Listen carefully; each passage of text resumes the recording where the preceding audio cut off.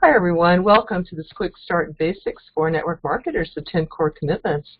And tonight is the core commitment number 9, which is attend all company conventions. So this is very exciting. Got some nice stories and thoughts for you to learn deeper on this. We're so happy for you to join us tonight. Our goal is to equip and empower you to build a strong and profitable network marketing business.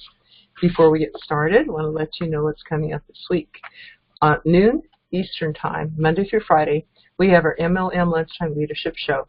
And this is where Jeff and I come on a Facebook Live to teach every day one of the 21 Irrefutable Laws of Leadership by John Maxwell. John Maxwell's the #1 leadership expert in the world.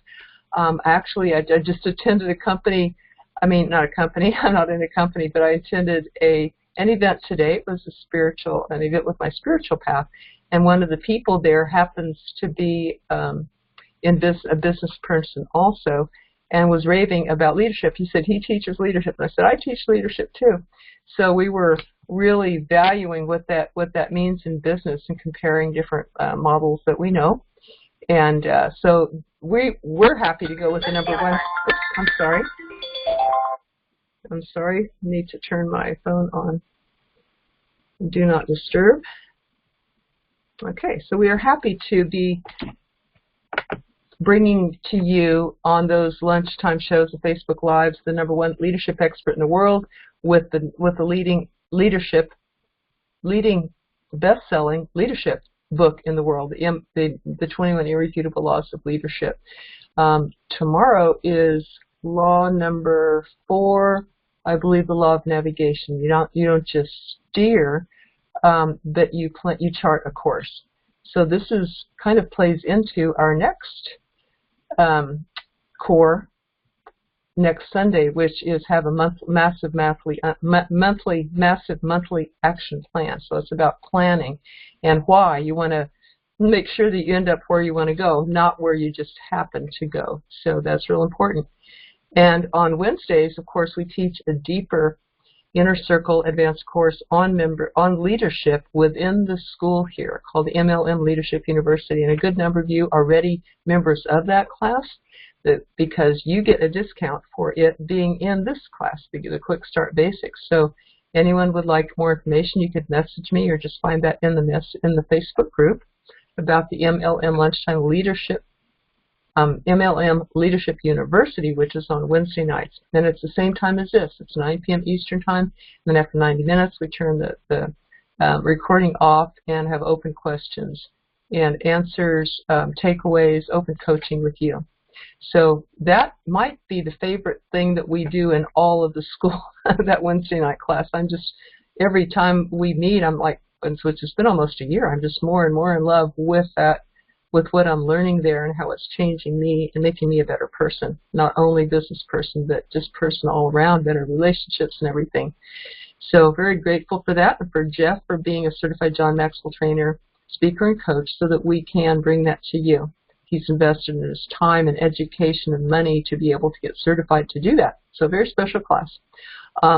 Tuesdays at 3 p.m. is a class that Jeff and I teach. This is Eastern Time, 3 p.m. Eastern Time every Tuesday. We've been doing this almost a year now too. And we have a topic once a week. The topic coming up this time is how to overcome negative thinking, negative beliefs. So that's a huge one that a lot of network marketers catch themselves and wonder, how can I change my mind? How can I change that subconscious beliefs, thinking, fears that are in there so that I can have success in my business? So we'll be covering that. For those who are listening or here or that are new or listening to the replay, and by the way, Sue Barrington said that she will. She's had an ER visit with her son today. She may or may not jump on, but Sue, if you're listening to this, welcome as a new member to the Quick Start Basics group.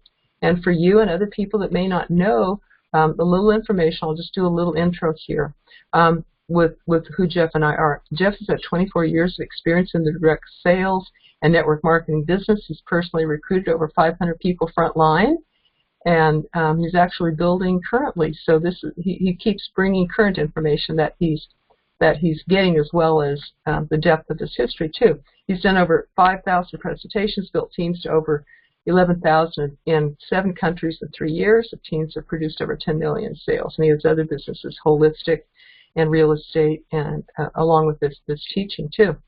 And I am Bess McCarty, body-mind therapist for 35 years. I've personally helped hundreds of network marketers have breakthroughs, a lot like Tony Robbins, busting through those negative beliefs, fears, and what blocks that keep them back. I was a full-time network marketer as well for years, helped me raise my son as a single mom. When my company went out of business, to do my own personal growth work, I went into the therapy field and trained as a body-mind therapist. Now I bring this back to network marketers. So one of my students and clients dubbed me the shrink of MLM, and I like that. I think that's kind of fun and cute, but very powerful too. So Jeff and I met 5 years ago, but it was just last year discovered really the depth of what he's doing. I committed to bring the best to you as my students, and the school that I've been running for almost 10 years before that asked Jeff to come and teach, and now we're running it together, the 3 of us, Jeff, me, and his fiancée, Brandy Pember, who we're fortunate to have jump on sometimes. And you'll see here in the Facebook groups too. By the way, there's a Facebook group for the MLM Lunchtime Leadership Show, and then a private Facebook group for you all in the MLM Millionaire Club at the school.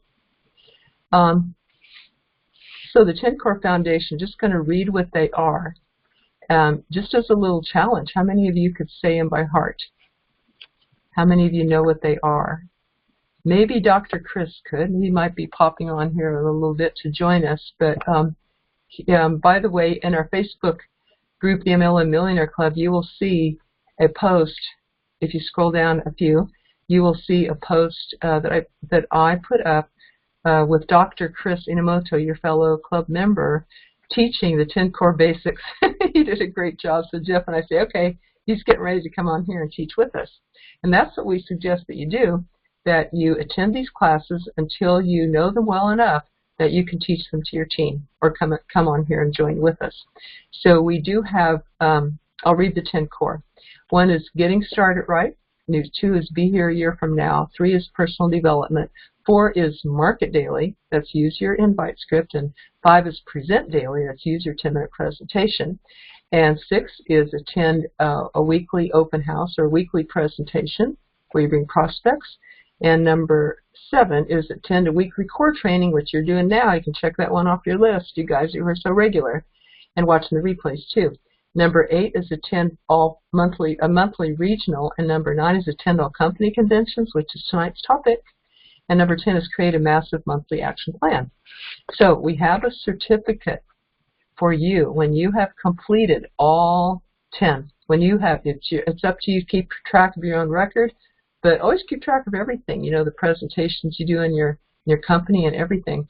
But when you watch all 10 of these classes, or you watch their replays, then message me. We will get you a certificate for that level. That will be level 1. We actually have 10 levels in all. So when you've done this all 10 times, then you've completed all 10 of the certificates. Right now, Jim Bailey is the first person to achieve a level 3 certification. So awesome, Jim. Congratulations on your studiousness and all that you contribute as well. All that you learn and all you contribute. So you may want to grab a pen and paper because, as always, these are jam-packed. You may want to take notes. In fact, I'm going to have a little writing exercise for us to do in a little bit. Repetition is the mother of success, so that's why we teach one of these so we can go deep. But yet it's repetition, yet it's new stories, new angles to where you can learn it deeper each time. So this class, like this Wednesday night one, is 90 minutes. At the end of that time, we turn the recording off, and we'll like to hear your takeaway. So if you get one in the meantime, something that was your favorite takeaway tonight, especially one that you can commit to use in your business this coming week, then we'd love to hear that at the end, as well as any questions, tips, or insights that you might have. And right now, I'll turn this over to Jeff. Awesome. Can you hear me? Mm-hmm. Okay, guys. Tonight's topic, of course, is conventions, and we'll get to that here in a second because obviously to get to a convention will change basically what you do.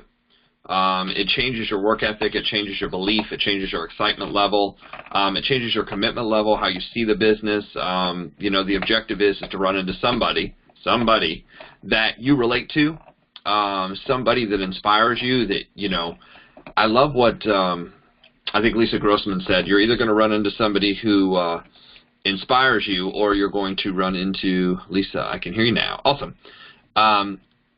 Either you run into somebody who inspires you or you're going to run into somebody who makes you upset.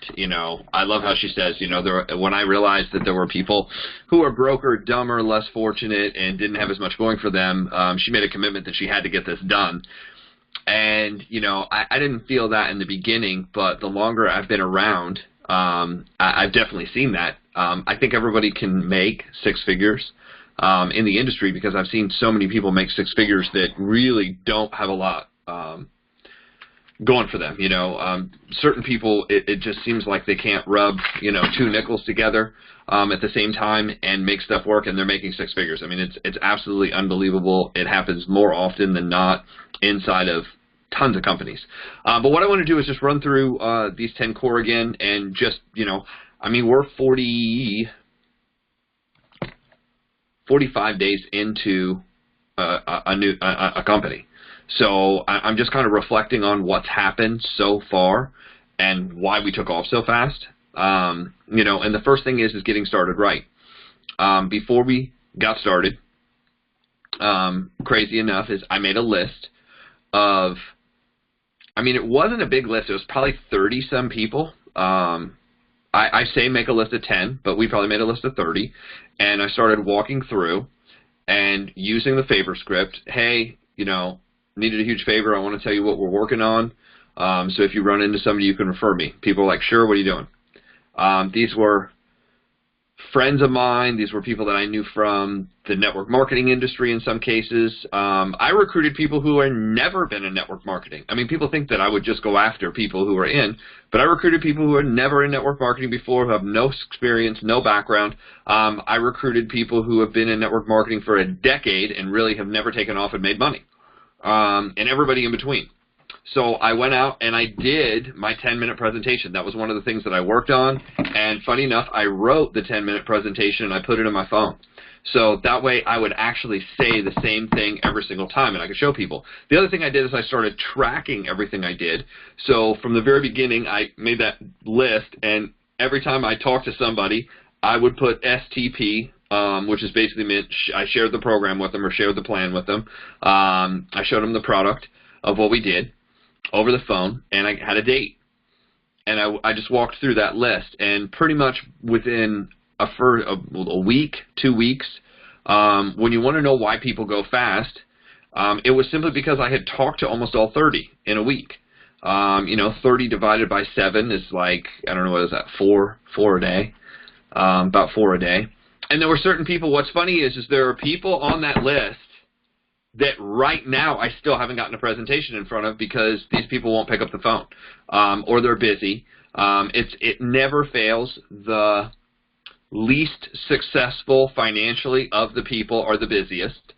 It's amazing how that works, right? They're the ones that are busy. Oh, I can't get to you. Call me next month. Call me after. I heard somebody, well, call me after the 4th of July because I got some stuff going on. Okay.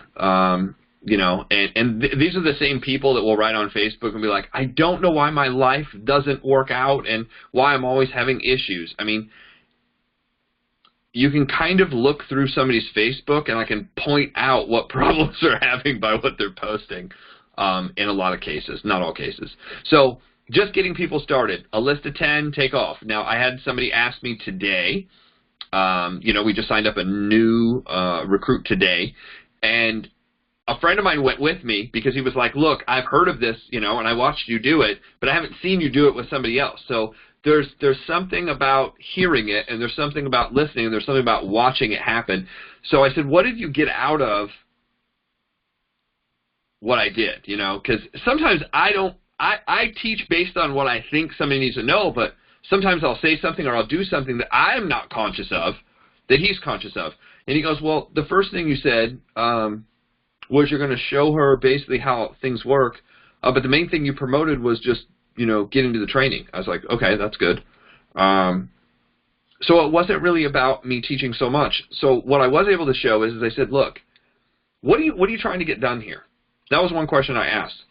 And the reason I asked that is more of a motivation question. I want to know kind of where this person wants to get to. Now, I've kind of already done the agent profile with her, because we did that not the first time we sat down, but the second time we talked. I kind of did the agent profile with her, and I found out who she was and what her background was and how she got here and what she's doing now. And she rolled through how at 18 her parents were a little bit older and they kind of saved her from doing a bunch of stupid things. And at 24, her dad encouraged her to buy her own house because she was going to have a kid and it would be good to have a house, so she did that and got her job, and she's been working in the industry, and now she's going back to school and all these different scenarios.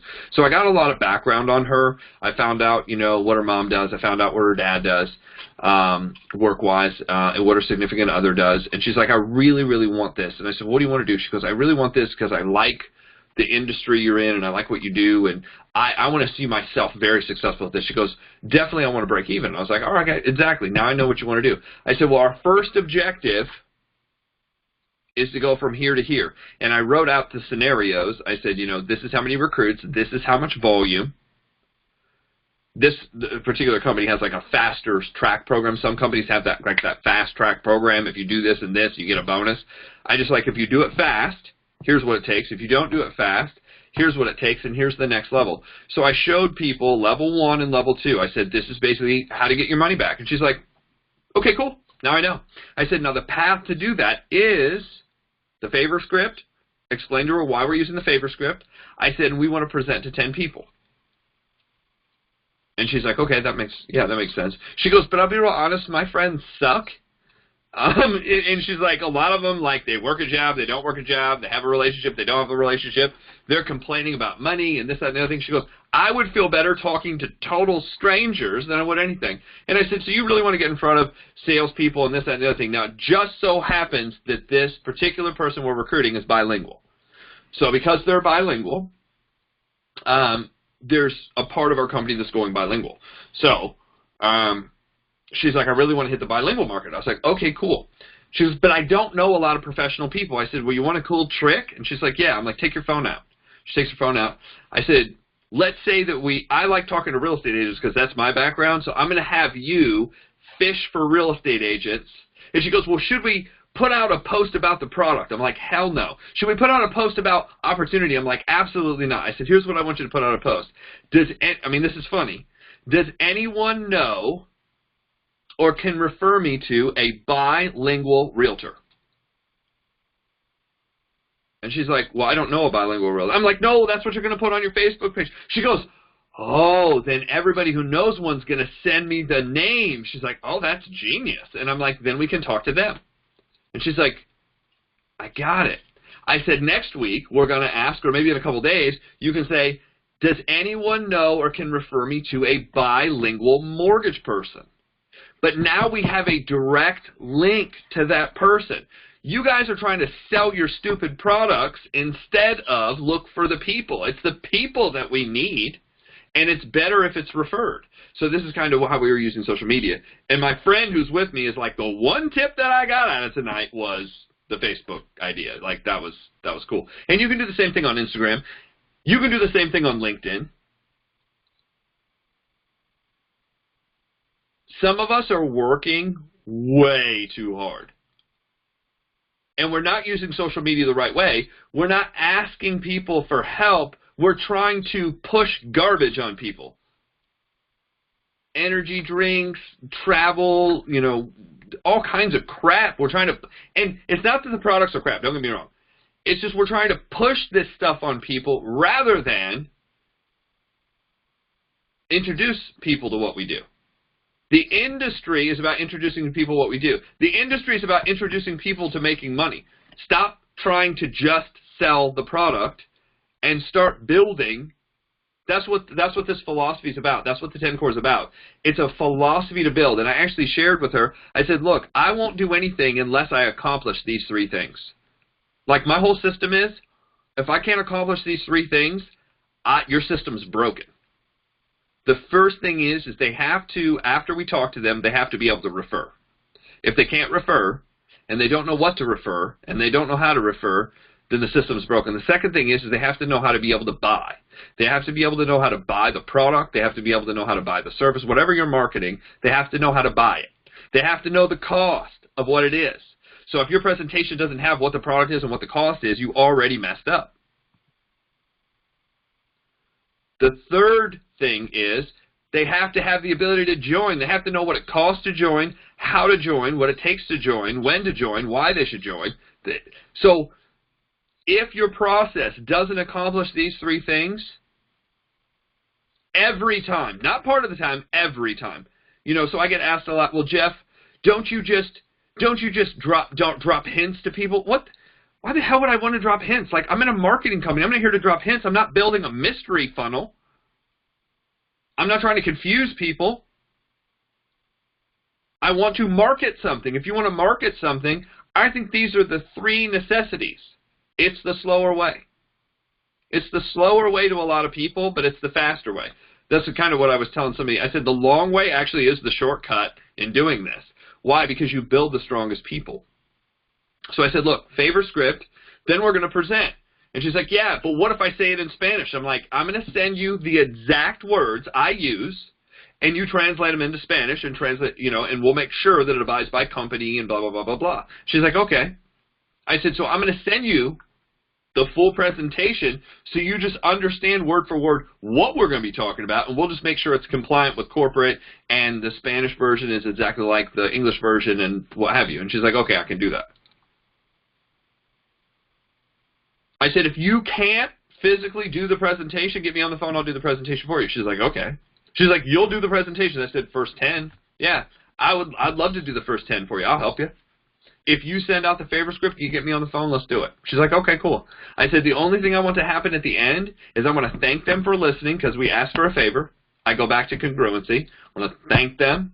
And then after thanking them, I think we have the right to ask, do you have any interest yourself? Do we need to send you any info yourself? And she's like, yeah, that makes sense. And I said, here's what we're going to send them. So I explained to her from start to finish the process we're going to use to accomplish the goal. What is the goal? It's this amount of recruits, this volume. She's like, okay, I get this. I think when we get people started, people spend way too much time and way too much focus on what is your dream? I want to talk to you about your dream. Let's make a dream board and let's cut shit out and post it on our wall and just all this stuff that you're doing with. And think about a normal job or normal work, how weird that is. How weird. Like, have you ever started a job where, like, Jim, the first thing we want you to do is take this magazine, take everything out of it, and post on here? I would have put me running out the doors. I'd be like, can you just take a picture of me running out because I don't plan on being here. That's the very first thing that I want to do. That's my ultimate dream, is not to work for you. I want to have the money not to show up here anymore. That's weird. Like, people don't do that. They ask, well, where do you plan on being in 5 years? Well, the first goal for what you have to do is you have to learn how to do this. Day 1 is training. Here's the training. Like, they just tell you what to do next. Now, is there a time and a place for dream building? Yes. Does that need to be you? Here's the thing. The more stuff you're doing as a sponsor, the worse sponsor you're going to be.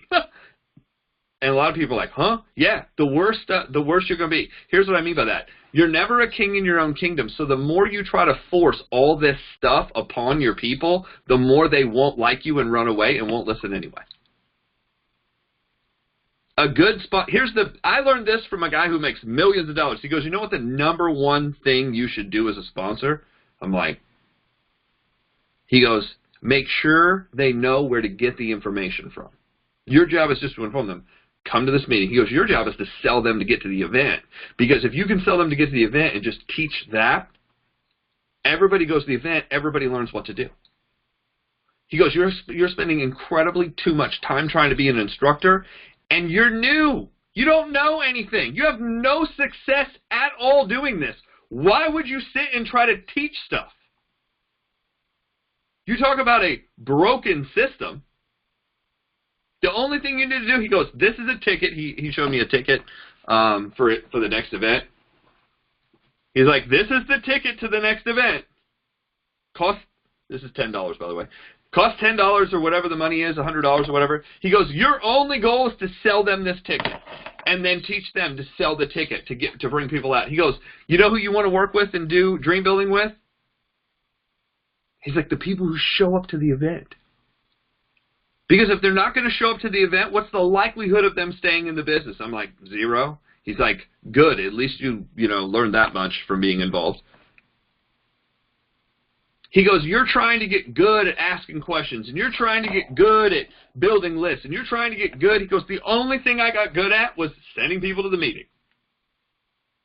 I present, I follow up, I sign them up, I send them to the meeting. That's it. I was like, that's incredibly simple. He's like, exactly. You want to know how to get people started? I don't know how to get people started. You just send them to the meeting. I was like, this is how you put 75,000 people in a company in 2 years. He's like, yeah. I'm like, this is why you were able to recruit 2,000 people a week. See, I asked him, I said, Tim, when you were going fast, I mean really fast, when you were cranking this, how many people were you signing up? And I was thinking for the month, he goes, about 2,000. 2,000, 2,500. I was like, man, 2,000, that's like 500 a week. He goes, no, it's 2,000 a week. I said, you had 2,000 new people coming in the team a week? He's like, yeah, it was just under 10,000. I mean, it was like I was trying to recalculate that and figure out how many groups, how many legs. I was like, how many people did you have to personally sponsor to do that? He goes, well, I've always sponsored over 100 people in the first 90 days. Like, if you want to make $1 million in an organization, you've got to do that if you want to do it in that time frame. And I was like, oh, okay, that does make sense. He goes, because I'm looking to recruit certain people who already have this experience. Now, this is the mind of a millionaire building to $1 million again. And there's a couple people who have done that just recently. I was on a Facebook Live with a lady in a company that built to $1 million in her first 12 months. Made $1 million. Made. Not did gross, not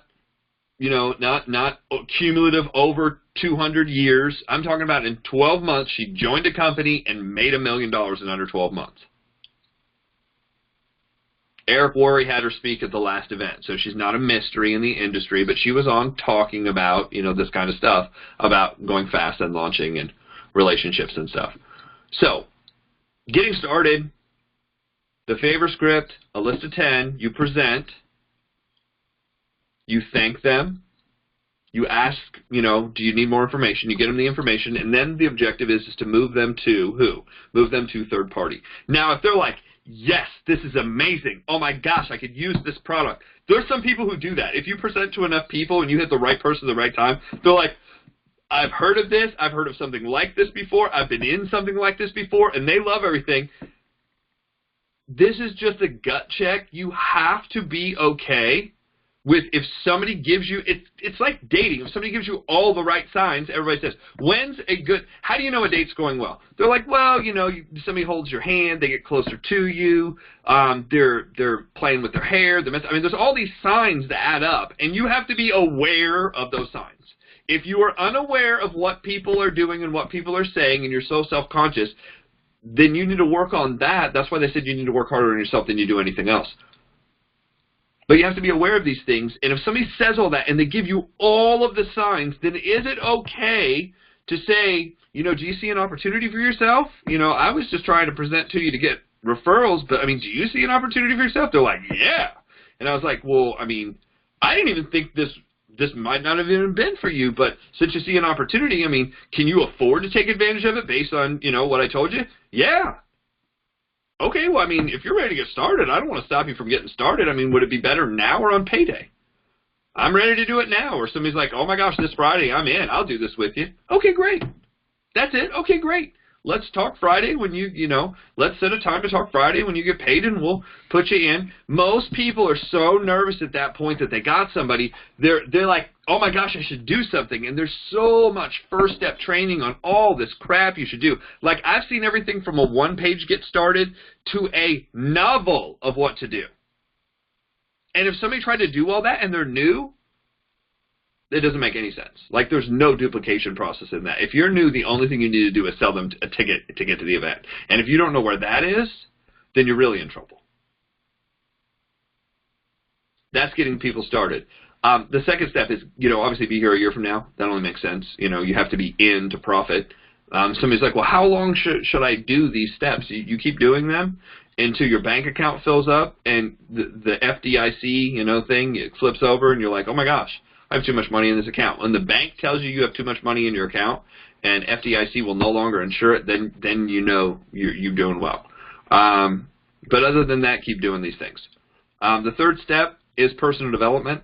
You should always be doing personal development. The best way is to do it daily. 10 to 15 pages of a book, 30 minutes to an hour of an audio or video, and then associate around successful people. I mean, that's the 3 basics to personal development. 4, market daily. I'm consistently in the process of marketing daily. Yesterday, I mean, this is how dumb I am. See, a lot of people think I'm like really smart with technology, but let me share with you exactly how stupid you can be and how fast you can go. So I was on Facebook, right? This is my Facebook. And I was going on Messenger, and there's a bunch of people at the top. So I started scrolling across, and I was like, well, I can only see about 30 people or so that were online. Those are the only 30 people that I kept talking to, whoever was online at that time, because it shows you basically, I think what it does, it has an algorithm of whoever has liked your pages and stuff the most, that's who you're talking to. Here's how stupid I was. That's the only people I've been contacting. I was like, I wish I could go faster, but I can't even find who's online or what. Genius. I was like, okay, this says 3 people have sent me messages. I get that. What is this 472 number at the very bottom? I don't know if you can see this. 472. So I tap on 472, and it said, your people. And I looked through, and I was like, it gives you like this hand wave signal. I was like, wow, people have waved at me before. So this is where the waving thing is. And I started looking, and all the green dots mean are the people that are online. So 473 is the amount of my friends that are online right now that I could wave at. And I was like, you've got to be kidding. Like, guys, you think I would have figured this out when the app changed? You know when I figured this out? Today. So I start marketing daily. Here's my marketing daily. This is deep. People are like, how do you contact so many people so fast? I was like, let me find somebody. Okay, so Brooke. Brooke is a friend of mine in Wisconsin. I send a wave at her. Michael is a friend of mine. Wave at Michael. Brian's a friend of mine. He's actually part of doing what I'm doing, so I waved at him. Ted I've already waved at. Harrison Painter, I'm going to wave at Harrison. And Tina is a friend of mine. She's playing the game. I don't want to touch that. Jessica's a friend of mine. I'm going to wave at her. Paula I already waved at. Dave I've already waved at. Dave's part of my team. Nick, I'll wave at Nick. Donald's part of my team. Doug, I'll wave at Doug. Dwight, I'll wave at Dwight. I'll wave at Kevin. Oh, somebody wave back. Somebody just wave back. So now, this is funny. I'm going to send them a Cinco de Mayo, only mine says Cinco de Meow, and it's a cat. Boom. Send a meow. He says, what's up? I'm like, happy Cinco de Meow. This is how I talk to 5 people today. That, you want to know how to present. Hey, how are you? What's going on? Cinco de Meow. So Cinco de Meow, people are like, how did he recruit so many people? Cinco de Meow.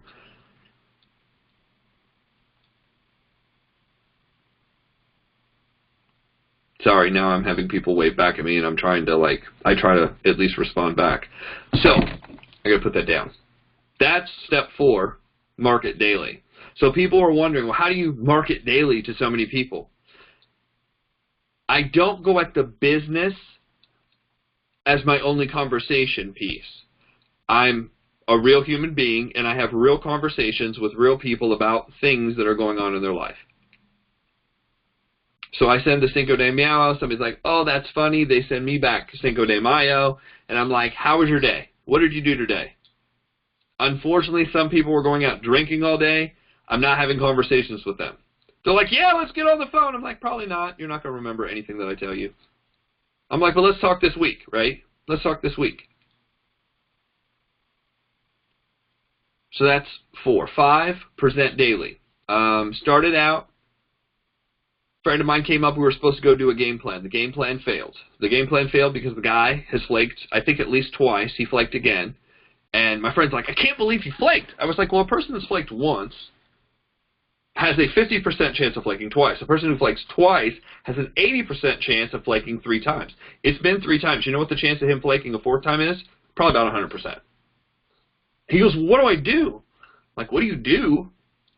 Like, you drag him out in the street and beat him. I'm like, no. I'm like, you just leave him alone. I'm like, don't ever call him again. I was like, hey, you're busy, I'm busy, that's cool. I said, recruit a bunch of people and put a bunch of people underneath him. I said, every time you recruit somebody new and put him underneath him, I said, just let him know. And he's like, oh, okay, I could do that. I said, eventually he'll say, well, what are all these people underneath me for? Well, I just want to let you know that you're losing money. And the funny thing is when you're losing money, people get really unbusy real fast. Most people. So that's step 5 is present daily. So after that, we ended up going down and getting some amazing food because it was Cinco de Mayo. This is a friend of, I mean, he's a friend of mine, but I've really only known the guy for a short period of time, like 90 days. Maybe a little over 90 days. I mean, we've been talking. Actually, it has been longer than 90 days. It's probably been 6 months that we've known of each other, but only in the last 90 days have we really talked a lot. But, I mean, it hasn't been a whole lot. So I'm like, we'll go grab something to eat. Because normally, every time I'm around this person, it's at an event, and I don't get to spend one-on-one time. I was like, hey, man, let's go down and just grab food. Okay, cool. Have you eaten? No. Because we were supposed to meet this guy for lunch. I'm like, let's go do something. So I took him to a place he's never been so we could go eat, grab food. Now, what's funny is if you want to influence people, if you take them to places they've never been and they have food that they've never eaten before, they remember that experience and then they'll go tell other people. So like 2 minutes into the meal, he's like, oh my gosh, this guacamole is amazing. He's like, my wife would love this. I was like, you should tell her where we're at and tell her that you'll take her next time. He's like, yeah, absolutely, man. So we tried that. We tried spicy biscuits and gravy. We tried a bunch of things. He's like, dude, this food is so good, like amazing. And I said, and it's really inexpensive. And I told him the story because I actually know the story of how the business came together. It was originally a diner. It was bought out by a Mexican family, and then they made this Mexican-American diner. They kept all the American food, but then brought in all the Mexican food. And, of course, got the liquor license. So it was packed in there. Like, we waited forever. But we were just talking about all kinds of different stuff. This is where all the relationship building stuff comes in. You know, people are like, well, how do you keep people so long? I actually become friends with him. So I started learning more about him and his, you know, how he grew up and things. We left there to basically come out, and as we're walking out, he's like, hey, I just got a hold of my friend. Can you do a presentation? So we did a presentation. Then we're driving back, and another friend of mine that we're part of, I said, hey, man, are you out of church? He's like, yo, I'm out of church. I'm at this other restaurant. So we stopped at the restaurant just to say hi to him, and we started talking about the business, of course, because that's, you know, 3 guys. It's like objective, mission, whatever. And all of a sudden, he's like, hey, my other friend that I text just texted me back. Can you do a presentation? So we go out to the car, do another presentation.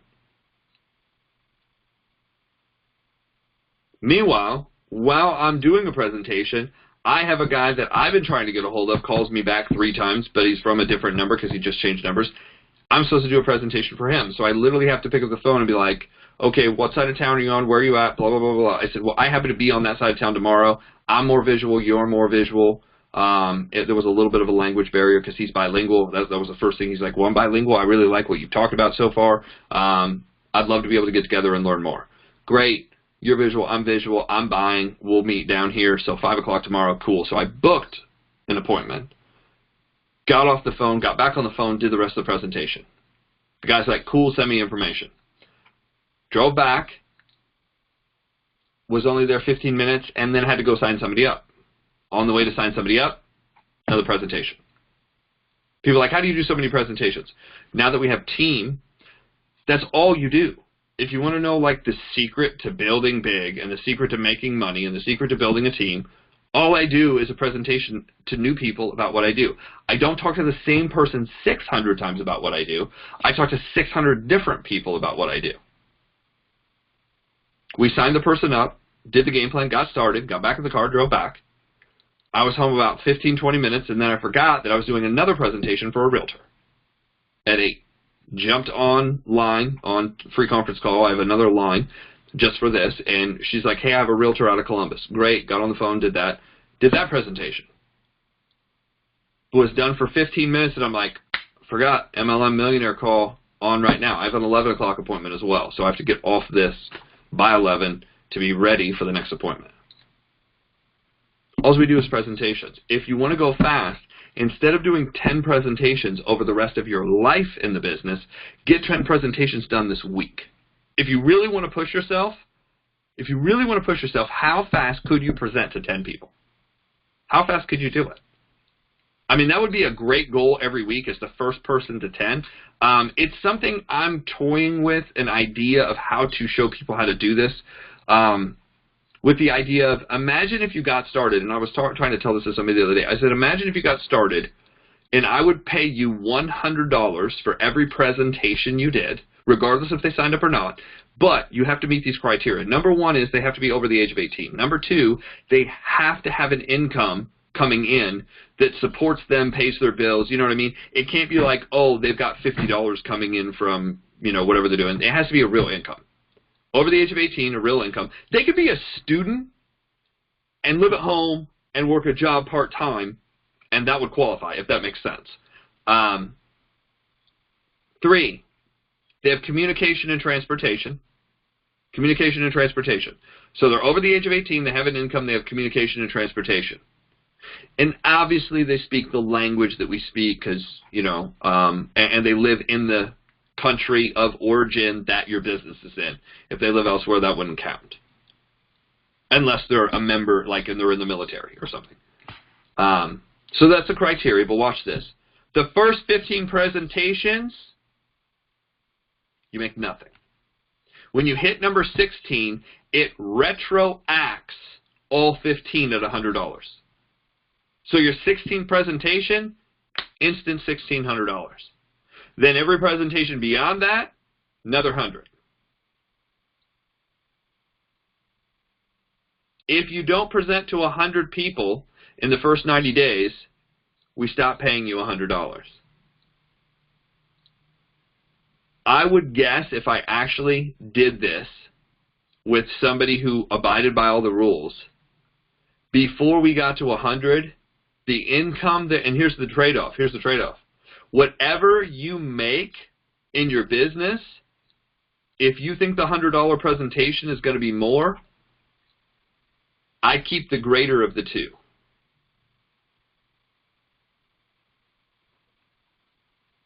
How many people would take me up on that bet? Because I know if we're presenting to that many people that fast, what would happen is your business will escalate so fast that it'll overtake this stupid $100 of presentation.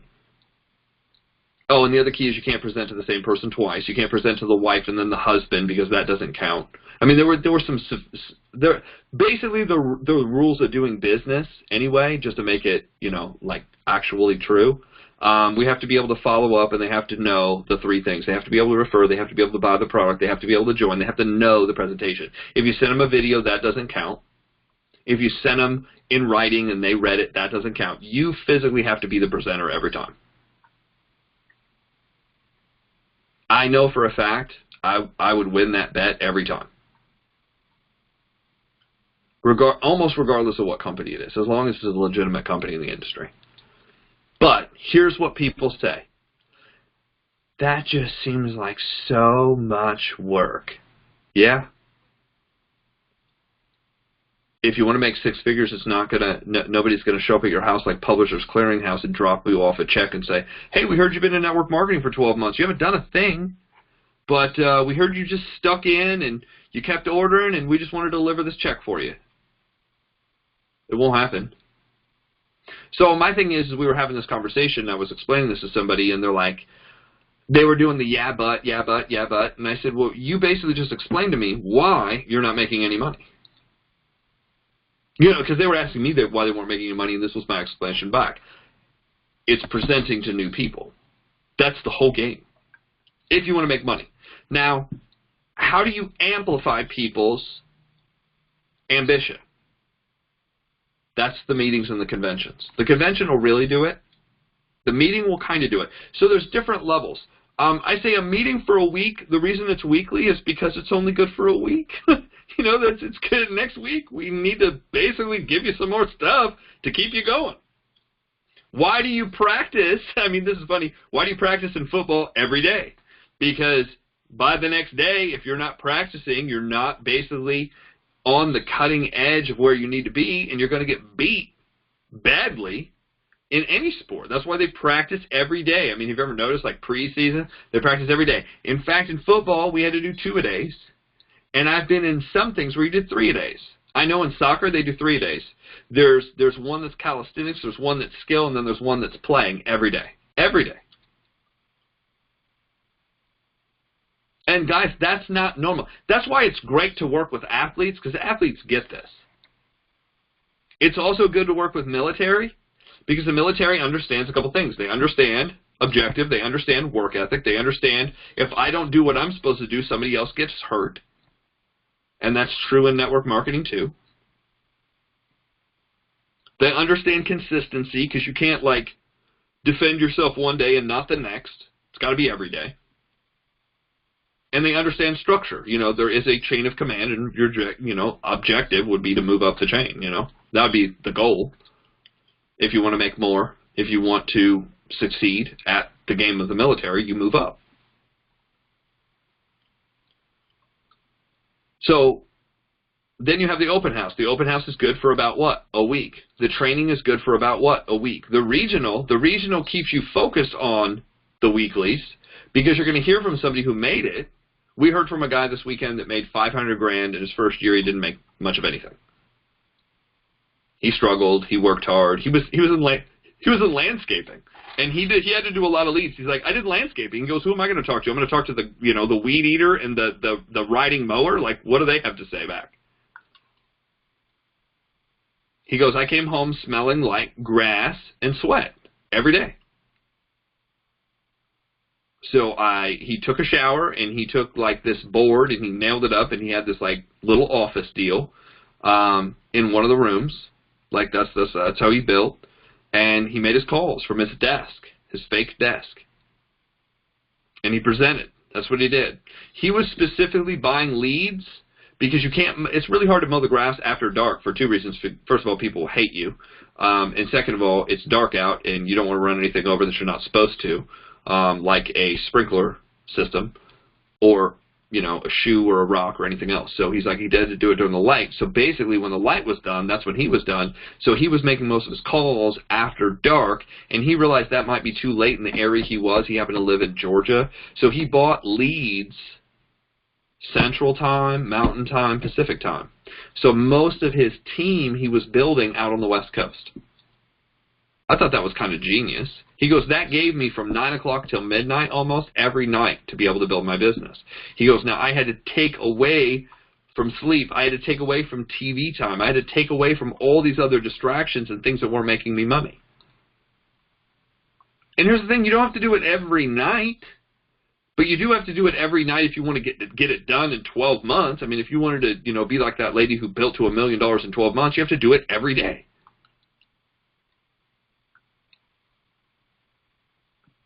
So we kind of basically hit everything, the regional, and then we're talking about the convention. Now, why the convention? The conventions are good to keep people in long enough for one of two things to happen.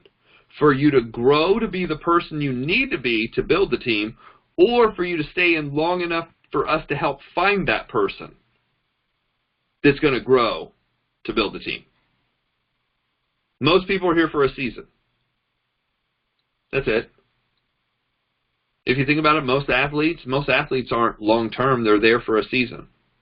They were there for a season to get the championship team ready to win the championship. That building process might have taken 10 years.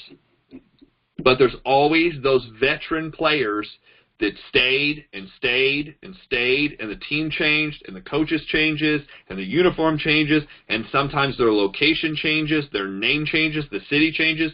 But they stay there, and they stick with it, and all of a sudden they have a championship, and everybody's like, man, that was easy. Those guys they just happen to be at the right place at the right time. I'm guessing they would have other words for you. But, okay, so what are the tricks to conventions? The first trick to the convention is you have to sign up before your team does. That just only makes it. People are like, I want to be a leader, but I'm going to sign up once I get there. You can't lead from behind. You have to be the first to sign up. And if you want to be a leader and you want to be looked at as a leader, you have to sign up first. You have to be there first. Not sometimes, every time. You have to become a person that's first. And that was really hard for me because I was never a person that was first. They were like, okay, you know, who wants to read chapter 2? I was the last person always because I wasn't good at that.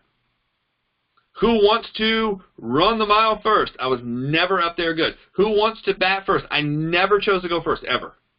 Why? Because I didn't have the self-esteem. I didn't have the motivation. That was not me. I was not a first person. My mom basically was always, well, let's wait and see, and maybe, you know, her personality was part S, part I. So it was, oh, I want to go with everybody, but I don't want to be first. I don't want to look bad. I don't want anybody to see what I'm doing.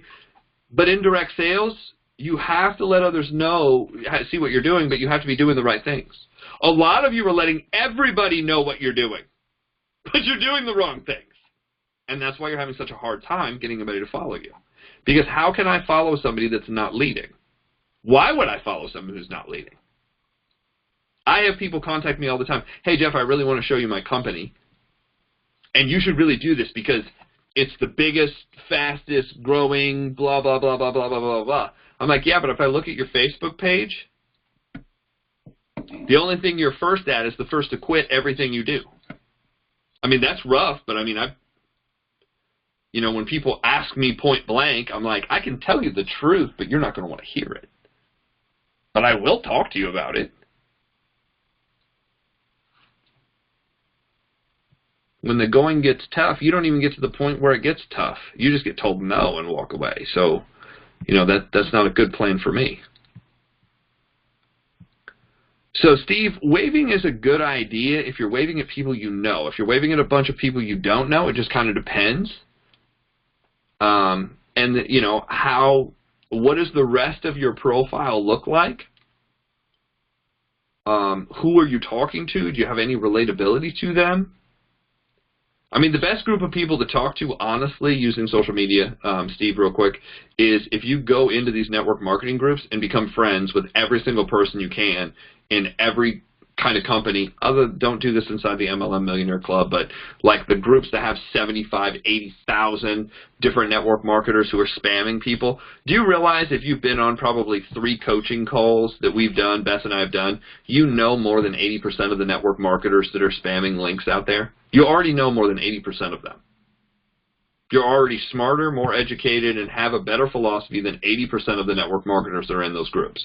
So if there's, quote-unquote, 75,000 people in one of those groups, probably you're smarter than 60,000 of them already at what to do and how to do it. So it only makes sense to become friends with some of them and start having conversations. Hi, how are you? What's going on? You want to practice all this stuff? Practice on people who are in the industry. See how they react to all of it. Watch how badly they come back at you. And then be nice. And say, you know what? I learned something the other day. This is where you practice all this stuff. People are like, you actually do that? There's probably at least 10 or 12 people this week that I've connected with, that I'm having conversations with, that I've waved at, that are in other companies. I don't try to recruit them. I don't try to talk to them about product. I don't try to talk to them about comp plans. I don't try to talk to them about, I just ask them about them. You know, how are you? What's going on? You know, how's Washington? How's New York? How's Cali? What's going on? Hey, I see that you like butterflies, or I see that you like, you know, food, or I see that you like, you know, we have something in common. That's what I'll focus on. So back to this event. I find you have to buy the ticket first, then you have to look at the room, you have to figure out how long you're going to stay, and you have to make all those arrangements before everybody else does. Once you've done that, and you're first, only after you've committed can you turn around and help everybody else. So the faster you get that done, the longer you'll have from the date of the convention to help everybody else go. So your initial objective is, I know this sounds crazy, your initial objective is to bring one person with you. That's it. It could be a friend. It could be somebody in the business. It could be somebody not in the business. I actually know a millionaire, multi-millionaire in the business. He's in the top 100 list. He consistently brought prospects to the convention. He's like, oh my gosh, we're going to go to Miami this weekend. And people are like, oh my gosh, you get to go to Miami? Yeah. He's like, what are you doing Friday, Saturday, Sunday? Other than, you know, hanging out with kids, blah, blah, blah. Nothing. He's like, oh, I'm going to go down. There's this company function. It's usually a great time. They have a bunch of motivation seminars. There's a lot of personal development stuff. You know, sometimes they have like a famous musician or a famous speaker or famous this, because a lot of conventions, this particular company had a lot of that. And typically they'd know who the big stars are. And he's like, oh, yeah, we're going to go see this person. And people are like, oh, my gosh, I know. I've always wanted to hear that. He's like, you know what? I might be able to get you a ticket. He's like, would you be able to fly down for the weekend if I was able to get you a ticket? I think his record is he had 6 guests at a convention that weren't signed up in the business at all. They came to the convention, sat the whole weekend. All of them signed up. 2 of them quit right away because that's what 2 do. 2 of them kind of stayed in, and one of them became one of the $1 million earners in one of his legs.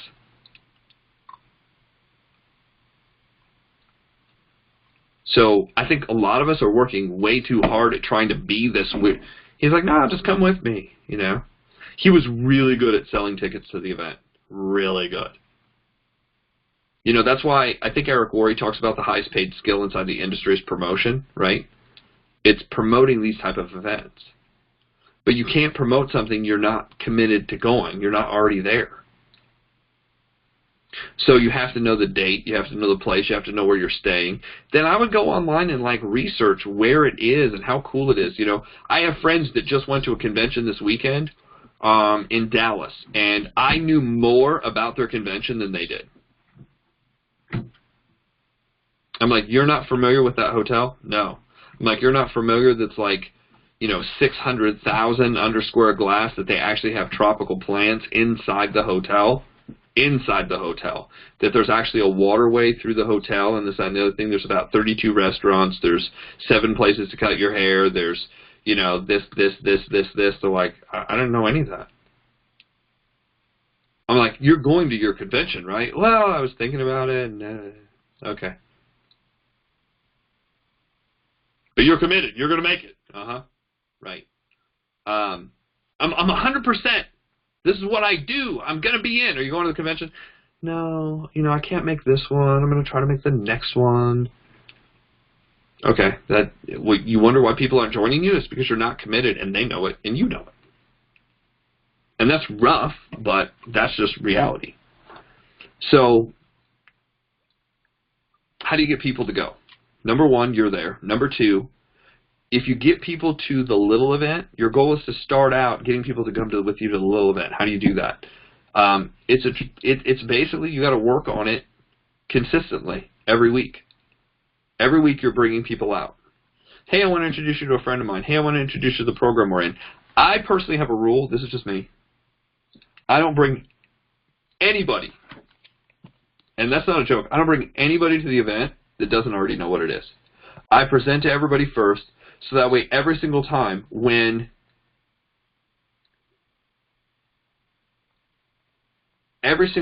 that I go and somebody comes out, they already have been introduced to the program.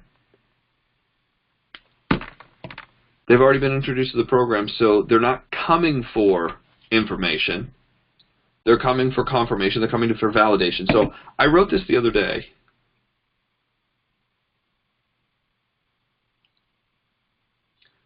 And I think I put this up in the MLM Millionaire Club. It says invitation, the favor script.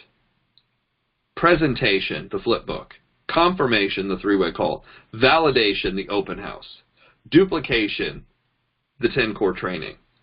Motivation, testimonials. Inspiration, your mission, your vision, your purpose, your goals and dreams. Procrastination, the excuses that'll lead to your downfall. Devastation, lack of activity.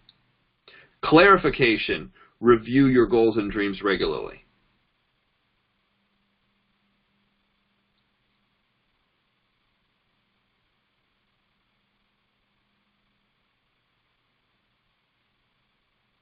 So if you do those things, it's kind of just a funny play on words just to stay on track. And most of the business, 80% of success is showing up. I don't know this for sure, but I'm guessing the other 20% is getting there first. Right? You have to be in the room to influence the room, but it would make sense to get there first so you can show other people how to get there. And if you can make it for only one day, make that day count. That's how it works. You just got to make that day count. You know, I've had to go to conventions and I've had other stuff going on, and I was like, okay, it's a Friday, Saturday, Sunday. I can only go Saturday. One of the reasons I'm working with the people I'm working with and doing stuff is I sort of got tricked. And there was a gentleman by the name of Grant Cardone, who's not a network marketer, but is a sales guy, that I have grown to like and respect. And a friend of mine found out that Grant Cardone was going to be one of their keynote speakers. So he calls me, he's like, hey, I see that you really like Grant Cardone. I said, yeah, actually I do. And he's like, well, I happen to have 2 extra tickets. Come to find out he didn't have 2 extra tickets. He bought those 2 tickets to influence me and Brandy. And I said, look, he's speaking on this day. I have something the day we'd have to leave, and I have something the next day I'd have to be back. I can't go to the convention. He's like, well, that's convenient because he happens to be speaking Saturday morning. So you don't have to spell it out for me. Like, I did the math in my head. I was like, well, I could finish what I'm doing Friday and I could leave Friday, but then we'd have to stay the night, which would cost more money.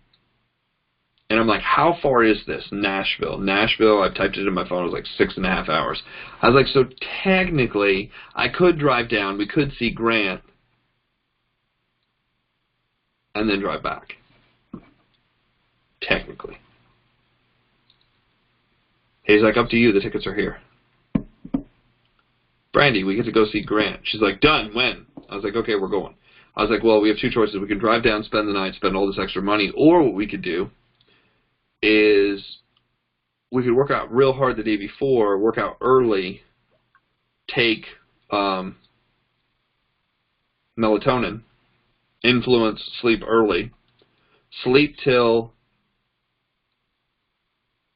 5 a.m., get up at 5, dress to be ready, 5:30 get in the car, drive all the way down there, get there the time the convention opens, walk in the door, watch Grant, get back in the car and drive back. She's like, okay, it sounds great. I said, that way we don't need to bring somebody in for the cats, to feed the cats, because obviously we gotta make sure the animals keep eating. We're not gonna have to get a room. We just have to get down there and back. She's like, yeah, sounds great. Okay, we're coming. It kind of stuck with me, you know. He's like, no, I got those tickets for you. I don't want to tell you what those 2 $40 tickets are going to make this guy this year, because it'll probably make you sick. But the question is would you invest? Would you already have been committed big enough to be able to buy 2 tickets to be able to give them out? And who likes this kind of stuff? I love what my friend said today. He's like, you're trying to influence people, but you're trying to influence the wrong people. That's what he had done for years. He's like, I've been trying to influence the wrong people. He goes, so what I did is I started hanging out in groups of people online, people who are into personal development, people who are into goals, people who are into dreams. It's so much easier to recruit those people because they already have 80% of what we're looking for. It may not be the thing for them, but at least they have the rest of the stuff needed. which is why I like to talk to real estate agents, which is why I like to talk to insurance people, which is why I like to talk to financial services people, because they already joined those industries because those industries have some of what network marketing has. It has goals, it has dreams, it has the ability to make big income, it has the ability to help people, but what it doesn't create in most cases is freedom. It creates a golden cage. So when people compare it, they're like, oh, you have to understand I'm doing good, and, you know, real estate's booming, and I'm at the office every day. I'm like, awesome. They're like, what about you? You know, can we meet at, I love this, can we meet at 6 a.m. or 8 a.m.? I was like, I don't get up till 11. They're like, what did you say? I said, I don't get up till 11. So, I mean, we could do something in the afternoon. I'll do like lunch or coffee or something. But I'll just be getting out of bed at 11, so no, I won't be joining you at 8 a.m. for coffee or 7 a.m. Like, there's absolutely no amount of money you could pay me to get up that early and fight traffic to meet your ass at 7 or 8 a.m. There's no other posture needed.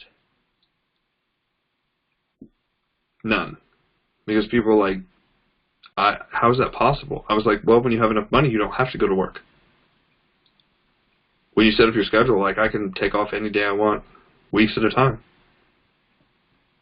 And they're like, oh, so you want to keep telling me how great your company lifestyle is? I was like, keep talking about it, I'll be asleep.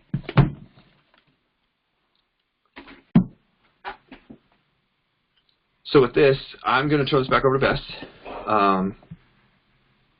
I hope this helped. I hope you got something out of it, and we would actually like to know that here in a minute. But I'm going to turn this over to Bess first, and then we're going to open up the call. So 1 second.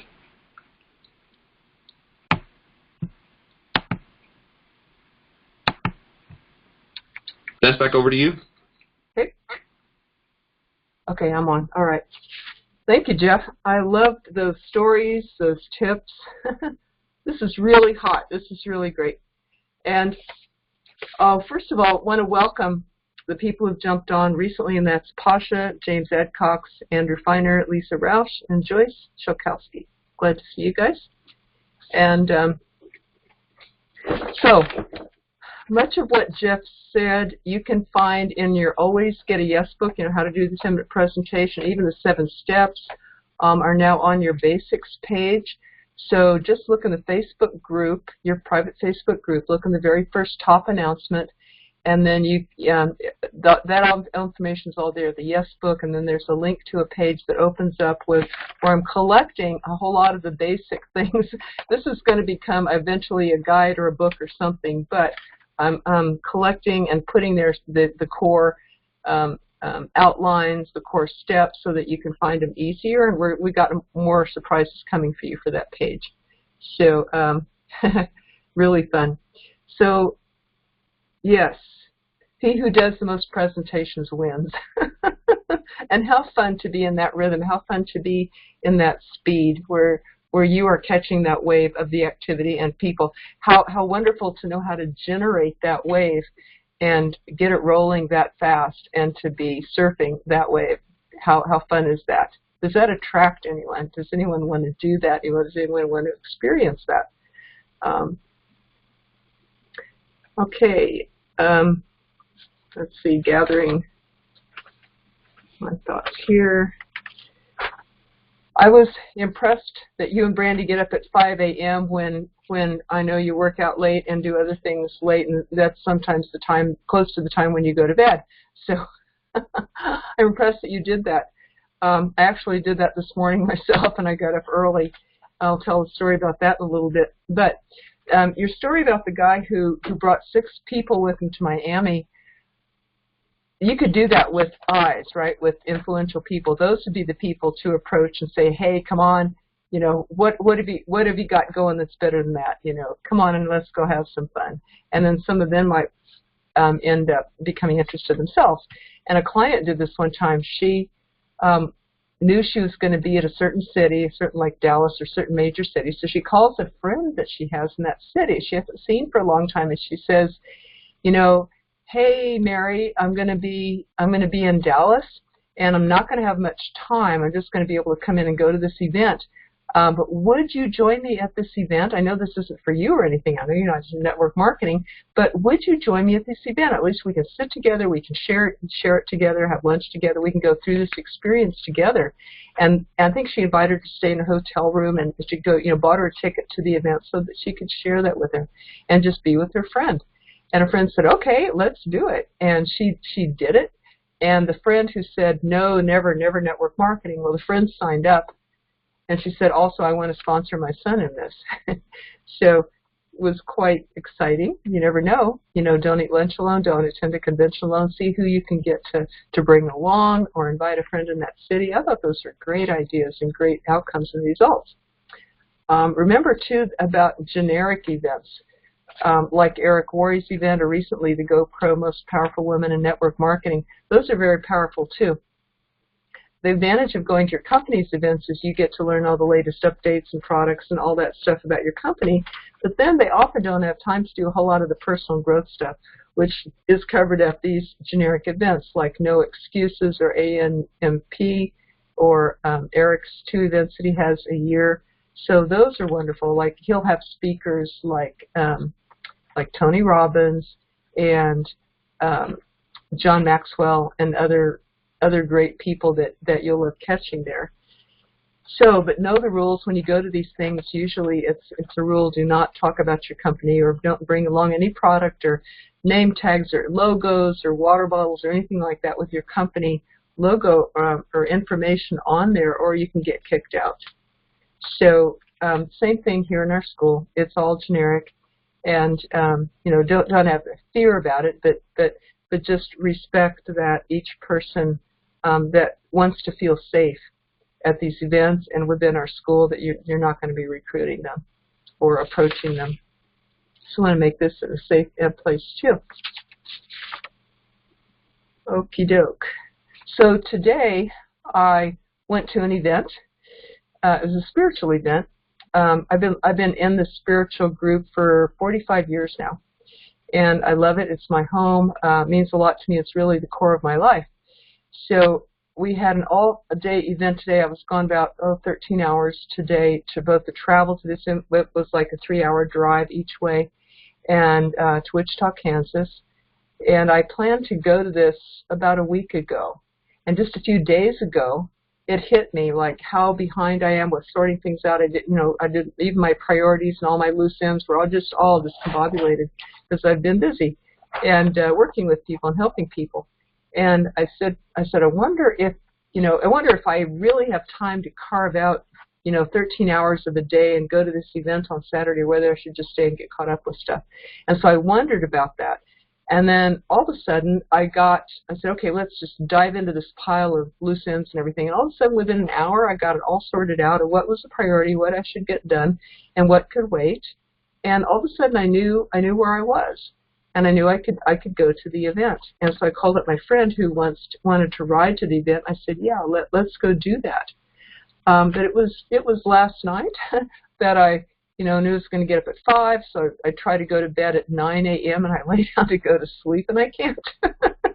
Not used to sleeping, so I'm okay, I'll get up and do some stuff. And I was up till like midnight or 1 o'clock or something like that, still kind of awake, maybe excited about going to the event. But anyway, I woke up before the alarm and showered and got ready and everything. And today, actually, my energy was pretty good. So, a good thing I didn't limit myself by saying, well, I won't get enough sleep. I've got all this other stuff to do. But I'm really glad that I went, and it worked out. I sort of interviewed my friend on the way because she and her husband have this incredible schedule. She's a high school teacher. He's a college professor. They have 13 grandkids that they're very active. They're always going to Kansas City, St. Louis, Phoenix, Esalen in California, where their children and grandchildren are. And they're always going all over the place to support their kids and their grandkids. And also he has 3 jobs on the side. He's a photographer, a drummer, and a sports announcer to follow all his loves and hobbies. Plus, they have other positions in the state, in the spiritual organization. They're very, very busy. Those are part-time jobs, too. It's like, wow, how do you guys get it all done? How do you get to all these events and still attend all these events? And they just got back from 2 weeks ago to Minneapolis, where there was a major twice-a-year seminar within the spiritual group. And I said, how do you guys do all this? How do you get it all done? She goes, well, before each of those major seminars, always, we wonder, can we get it all done? Can we get it all every single time? And they go twice a year for like 40 years or something like that they've been going. And they say, we always wonder, how can we get everything done? She said, but somehow we do. Because that was the big rock, right? You put the big rocks in, and then everything, you put the big rocks in, the medium rocks will fit around that, and then the small rocks fit around that, and then the sand fits around that. So I was learning from her today, and I thought I want to stretch my vision of how much I can do, because they're wonderful, because I get so much out of it. There are people who say yes when you ask them to do things, and then there might be very, very busy people like this couple, like this friends. There are people who say yes when you ask them to do a job or ask them to get to an event, or and then there's the people who will always say, I'm too busy. You know, I can't do this because I'm too busy. And the difference is between those two people, not is the level of busyness, but it's the burning desire or the lukewarm and excuses. So that's really the difference between them. So questions to ask is, you know, what is your burning desire? How important is this to you? Your answers will be they will bespeak that. They will tell. You know, it's like they will tattle on you how important this is to you. I will be there. I will get there. I will find a way. I will make a way. I will make it happen. Like Jeff and Brandy did to see Grant. That's cool. That's a cool story. And you just, okay, how creative can I be? How can I work this out? What level of leadership are you willing to do?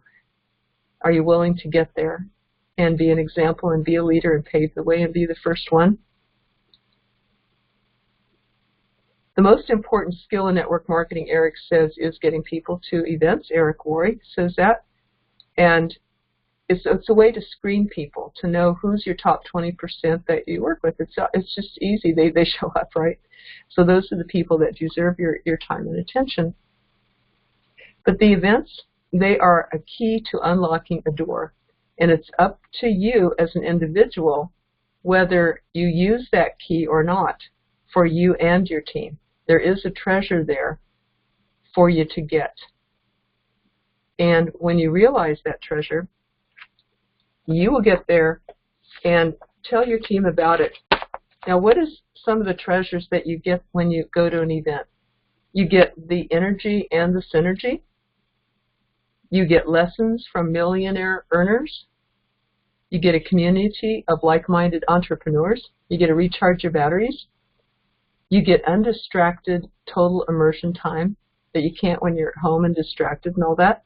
You get social proof and validation of network marketing. You realize that you can do this too. And you may even get recognition or get inspired by the recognition that's there, and you get the strength. These are sometimes kind of intangible, besides the information that you get and all that. These are kind of intangibles that are almost contagious. When people get back from events, if they apply it right away and don't let it cool off, they jump ranks. They get results.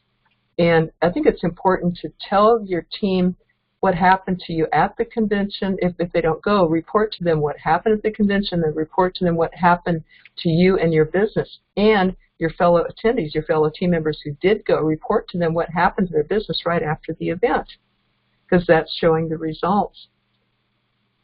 So to get people there, you can promote it, not just announce it a time or two or let them know about it, but keep letting. How do you promote it? You let people know about the benefits that I just mentioned. Tell them your story, why you went, what happened to you at the last event and afterwards. But you can hold teleclasses and a series of events to even interview some of the top speakers, depending on how, or plug into your company's events to kind of preview and get people warmed up and appetizer toward it. You can hold a contest or prize. First ones to get ticket, first ones to get airplane, reservations, hotel, set up a Facebook event, recognize people who get in there first, recognize people who bring the most people to an event, recognize in the Facebook group and at the event, hold a special guest, a special luncheon for the people on your team that make it there, and acknowledge them, have a special treat for them for getting there. So here are some exercises that you can do. Choose the story.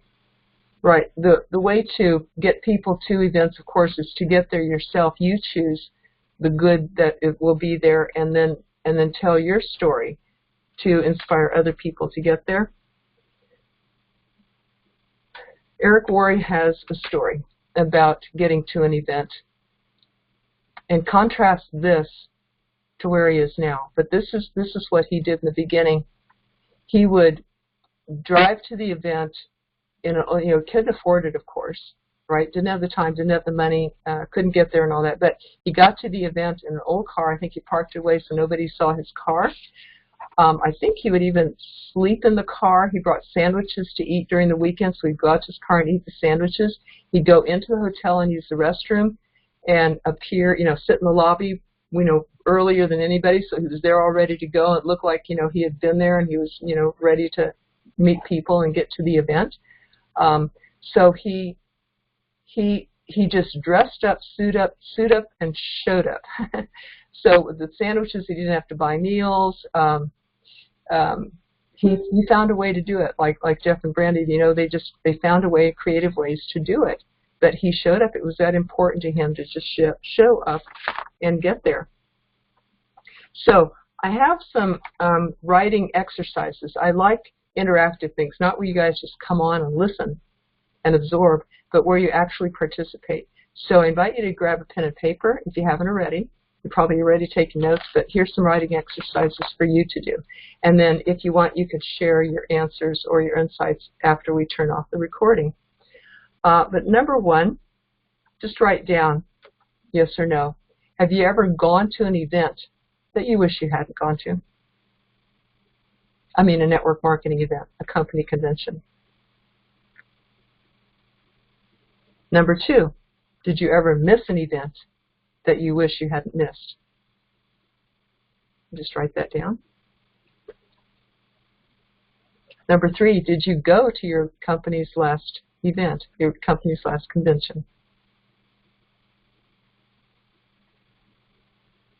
Number four, if you did go, what was your best benefit from being there?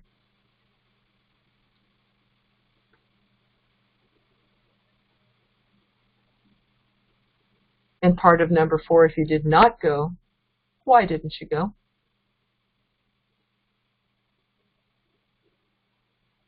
Take a look at that. Number five, if you did not go, and this was a team member who gave you that reason, what advice would you give that team member to support them to go? In other words, if the reason that you went was too far, didn't have time, didn't have the money, too busy, sometimes there's a good valid reason. Son was in the ER or whatever. But if it was too far, if it was too expensive, and your team member, pretend that you did go to that event and your team member said, well, you invited your team member and they said, well, it's too far or I'm too busy. What advice would you give them? What answer would you give them?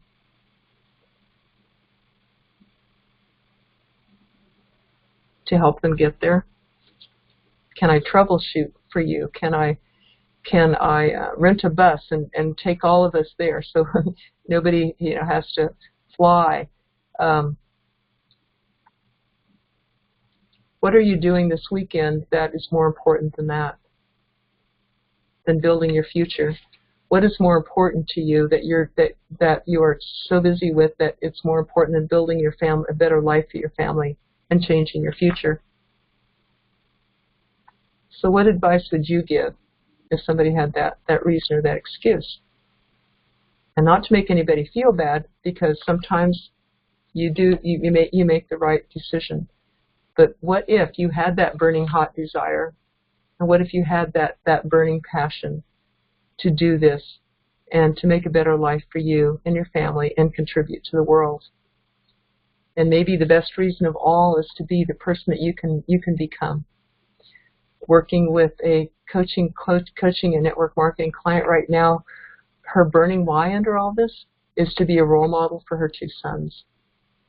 Even more than the money. I mean, she's already a double 6-figure earner in her corporate job, but she wants to do this to surpass that, to be able to give her husband the freedom to retire, and to be a good role model for her sons, to show them what success is. That is the greatest thing of all. So not only the person that we become on the way to getting there, that's part of it too. And I've coached a lot of people that they just have this craving to fulfill their real potential and not let that lie undeveloped. They have this huge desire to do that. But for this particular lady, it was to give her sons the legacy of being a role model about how to live a fulfilled and creative and successful life with a purpose that meant a lot to her. That's the kind of mother she wanted to give her sons. So, yes, she has a burning passion. Actually, when she came for coaching, I said, what's your scale? What's your level of motivation on a scale of 1 to 10? Because I do this with people. And it was already a 10. So I did not need to help her to get that up. It was already at a 10. And she's very, very coachable. She takes notes. She's on time for the coaching sessions. She does everything that she says she's going to do. She's very, very attentive. She's very proactive. She wrote her 10-minute presentation, and it's a dynamite one with very few improvements that I could make on it. It's like, wow, she worked on this. She probably worked a few hours on this. It was all company compliant and all that, and included her story. But it was, it means a lot to her. Sometimes people who come from corporate are already trained to do some of this stuff and be proactive and be responsible. So that's kind of a cool benefit, too, that she brought as her past training. Those could be some of the people that you might want to look at recruiting or talking to, because they can only make so much money. They have a ceiling in their profession that they can't go beyond. Okay. I guess we can open it up to anyone who might want to share their answers to my questions. Now, I've asked you guys to be honest with yourself and face yourself. You don't have to share this if you don't want, but if you have a question when we turn the recording off, if you have a question about how to get past your own excuses, like I sat with my friend today and I said, okay, how can I increase my limit of what I think I can do? How can I be more like you? And so she was giving me the tips that she had. Maybe we can do that for you or help you to take a step tonight beyond where you're at in what you can do, your abilities to get to the events. The next time, we'll turn the recording off now, but next time will be core number 10, which is create a monthly massive action plan.